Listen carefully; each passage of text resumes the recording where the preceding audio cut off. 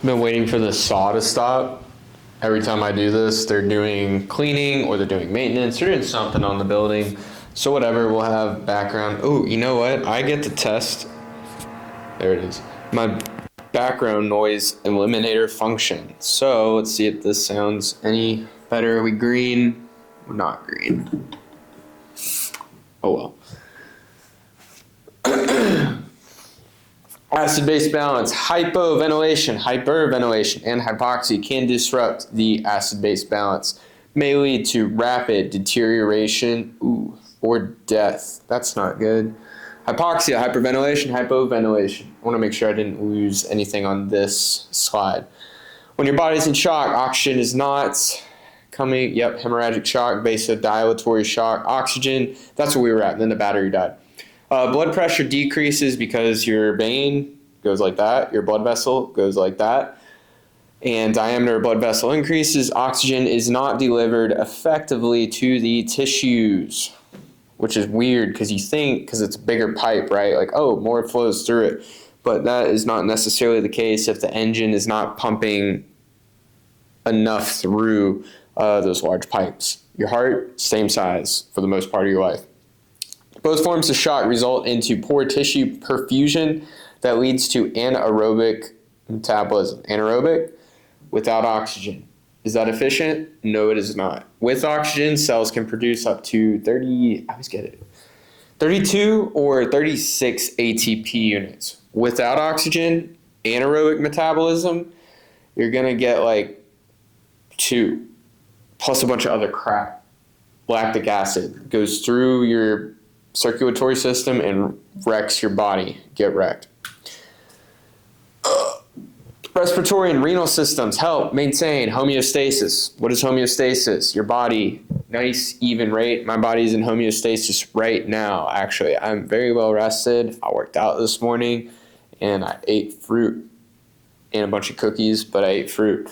Tendency towards stability. The body is in its internal environment, wants stability, to be stabilized. Requires balance between acids and bases.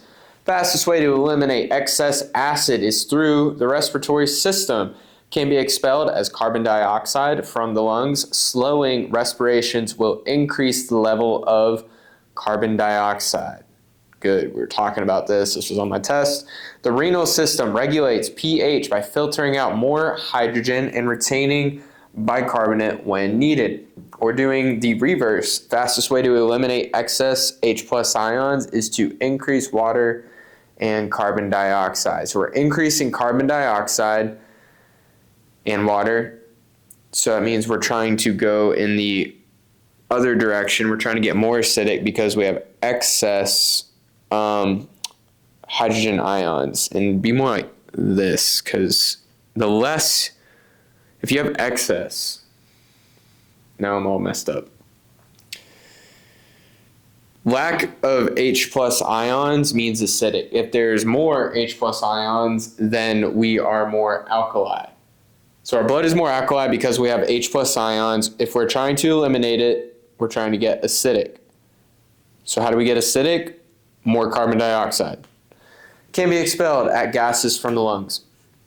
Anything that inhibits respiratory function can lead to acid retention and acidosis. Alkalosis can develop if the respiratory rate is too high. Why is that? Because you're breathing too much volume. All right, and you are going to increase your blood to get more basic. For maintain clinical presentations of acid-based disorders, we have respiratory acidosis. We have respiratory alkalosis, metabolic acidosis, metabolic alkalosis. This was like 6 of our national paramedic questions just on these. Know these front to back, and that's why I'm like, I'm gonna read the same crap over and over again because I'm trying to put it in. Fluctuations in pH due to available bicarbonate. 70% of CO2 in your blood, bicarbonate. It could also be in blood plasma. I forget the other. How else? Maybe your hemoglobins. But then if it's not called hemoglobin if the carbon dioxide's on it. Fluctuations in pH due to available bicarbonate result in metabolic acidosis or alkalosis. My head just went to which station I got to go to tomorrow. Fluctuations in pH due to available bicarbonate result in metabolic acidosis or alkalosis. Fluctuations in pH due to respiratory disorders result in respiratory acidosis or alkalosis. So respiratory disorders mean respiratory, that should be easy. Okay. Fluctuations in pH due to available bicarbonate, that's in your blood, that's in your circulatory system, that is not your air or your respiration. That is metabolic. Acid-base disorders that are not immediately correctable by the body's buffering system cause the body to initiate compensatory mechanisms to help get the levels to normal. Patient management often involves treating more than one form of acid-base balance. More than one form of acid-base balance. All right, so in our airway evaluation, the importance of carefully assessing the patient's airway and ventilatory status cannot be overemphasized. The quality of your assessment determines the quality of care that you are about to give. When managing respiratory problems, first determine the patient's airway is patent. An adult who is responsive and alert and able to speak in complete sentences with normal voice has no immediate airway problem. So you go ask them, hey, what's going on today? My toe hurts, blah, blah, blah. All right, cool. We just crossed off a whole bunch of issues that they do not have, like breathing. So they're going to be alive probably for a good amount of time by the time you get them to the doctor. An adult who is responsive, alert, and able to speak in complete sentences with a normal voice has no immediate airway problem. An unresponsive patient has a compromised airway until ruled out by careful assessment. Signs of airway compromise in an unresponsive patient include snoring, vomitus, draining from the mouth, vomit, gurgling sound during breathing. We're going to log roll them on the right side, let them puke it up. And then if we need to, well, we'll have suction anyway. We'll suction whatever we can suction, never suction past what you can see, and do not suction for more, I saw 15 seconds, but I was always taught 10 seconds. So to be safe, 10 seconds, let's be conservative. Secretions of pulling in the patient's mouth indicate markedly depressed or absent gag reflex. They're not even trying to gag it up anymore. Probably going to have to intubate. The gag reflex is a spastic pharyngeal and esophageal reflex caused by stimulating the posterior pharynx in order to prevent foreign bodies from entering the trachea. Absence significantly increases risk of aspiration. Aspiration is deadly if it gets into the lungs, the bronchioles, the bronchial branches. That is not good. That is aspiration. Recognize adequate breathing. Look at this chart.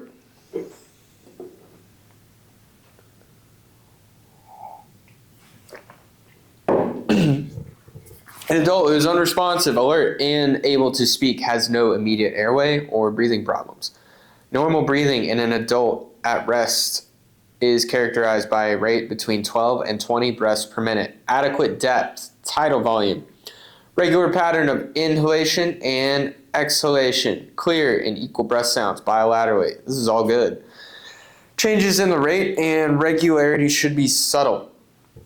Recognizing inadequate breathing. What do we got? We got cyanosis, preferential positioning, semi-Fowler, all that. Any patient should be assessed for breathing inadequacy. If breathing does not mean adequate breathing. General rule, if you can hear the patient breathe, there is a problem. An adult who is breathing at a rate of 12 breaths per minute, more than 20 breaths per minute, must be evaluated for other signs of inadequate ventilation, such as shallow breathing, irregular pattern of breathing, altered mental status. Adventitious, abnormal airway sound. Adventitious, it's going on an adventure. All right, cool. Cyanosis, purple skin, blue skin, clear indicator of low oxygen, cap refill. Well, that's with circulation. Patients with respiratory distress often compensate with preferential positioning. So you have tripoding. You also have semi-Fowler. So semi-sitting position. Where are we at right now? Almost there. Potential causes of respiratory distress and inadequate ventilations. This includes severe infection, sepsis. This could be trauma. This could be a brainstem insult, noxious or oxygen poor environment, renal failure, upper and lower airway obstruction, respiratory muscle impairment, spinal cord injury, central nervous system impairment, head injury, drug overdose. To properly manage the airway, we're going to perform the following steps in order. We're going to open the airway. We are going to clear the airway. We're going to assess breathing. We're going to provide appropriate interventions. Evaluation of the patient with a respiratory complaint includes visual observation, palpation, and auscultation. Stethoscope to skinoscope to lungs. Visual techniques used at the first sight of the patient. What is the patient's position? Tripoding. Elbows out. Like this, obviously leaning on something. Experiencing orthopnea or orthopnea, so apnea, apnea, breathing. So orthostatic vitals. You're gonna standing up and down if they're in different positions. Positional breathing makes it easier for them than other. That is called orthopnea. Adequate rise and fall of the chest, adequate tidal volume, patient gasping at the air hunger, skin, I wonder if these words have Latin meanings too, or Greek. Skin color, moist, clammy, diaphoretic. I touched 2 patients yesterday, they weren't diaphoretic, but they were cold. It's weird when you touch someone and they're cold. So moist or clammy, nostrils flaring, breathing through pursed lips. It's going to be signs of COPD because they've been doing it for a while, and they have to create pressure, back pressure by blowing, like not letting all of it out, so it can inflate their lungs for them, where the alveolar sacs are. Breathing through pursed lips. Any retraction, skin pulling between and around the ribs during inhalation. Intercostal, at the suprasternal notch, it's right up here. At the supraclavicular fossa, subcostal, this is intercostal, subcostal, so below them. Patients using accessory muscles to breathe. Chest wall is moving symmetrically. We want to check that. We want asymmetry. Indicates airflow to one side is decreased. Also absent lung sounds on that side. Patient is taking a series of quick breaths followed by prolonged exhalation. A patient with inadequate ventilation may appear to be working hard to breathe. That's labored breathing. May involve use of accessory muscles. The sternocleidomastoid, your neck muscles. Chest pectoralis major, it's here, and abdominal. Signs of inadequate ventilations in adults include the following. Respiratory rates fewer than 12 breaths per minute and over 20 per minute is presence of dyspnea. Irregular breathing, series of deep breaths followed by periods of apnea. Diminished, absent, noisy, oscillated breath sounds. Abdominal breathing, reduced flow of exhaled air at the nose and mouth. Unequal, inadequate chest expansion, resulting in reduced tidal volume. Increased effort of breathing, use of accessory muscles, shallow breath breathing, reduced tidal volume. Skin is pale, cyanotic, cool, moist, clammy, or mottled like spotted cyanotic. You'll see that a lot with newborns as soon as they come out. Retraction, staccato speech. If they're talking almost like this, 1 or 2 word dyspnea. When assessing the patient with respiratory distress, consider the possible reduced oxygen levels in the external environment. Feel air movement at the nose and mouth. So you're trying to feel if they're breathing or not, especially if you have a dead body. Observe the chest for symmetry. Note any paradoxical motion, opposite normal chest movement. Assess for pulsus paradoxus. That is where the lungs are going to go, like if I was like this, the lungs, instead of breathing like this going out, one's going to go like this, pulsus paradoxus. It's paradoxical breathing. Clinical finding in which systolic blood pressure drops more than 10 millimeters during inhalation. May detect change in disappearance. Is that what this is? Generally seen in patients with conditions that cause an increase in intrathoracic pressure. May detect a change in pulse quality or even disappearance in pulse during. That is completely not what that was. That was, what am I thinking of? Well, anyway, pulsus paradoxus is, I actually have this naturally. When you breathe in, your pulse goes up. It's interesting because it goes along with, it takes effort, right, to breathe, but it doesn't take effort to exhale. So when I'm breathing, I need a little effort. My heart's like, all right, here's some effort. Here's some pulses for you. So it gives me a little bit more. And then when I exhale, my heart rate goes slow. It's chilling. So it likes to sprint, and then it likes to chill. It likes to sprint, and it likes to chill. I thought that was normal, but I guess I don't know if it's a common thing or not everybody has it. Maybe it's an uncommon thing. But I have that. What was that? Flail chest. I was thinking of flail chest. So whenever you breathe and your lungs go like this, that is flail chest, not pulsus paradoxus. Generally seen in patients with conditions with increased intrathoracic pressure, decompensating COPD, severe pericardial tamponade. What do we talk about tamponade? So the heart is in a sac. It always is in a sac, but now the sac is filled with fluid, blood, creating force. Tension pneumothorax. So just like pericardial tamponade, tension, pneumo. So pneumo means air in Greek, and thorax is your thoracic cavity, your central. If there's tension, there's air. Just like the heart has a sac, the lungs have a sac as well. So there's air stuck between the lung and the sac in them. Severe asthma attack could have this as well.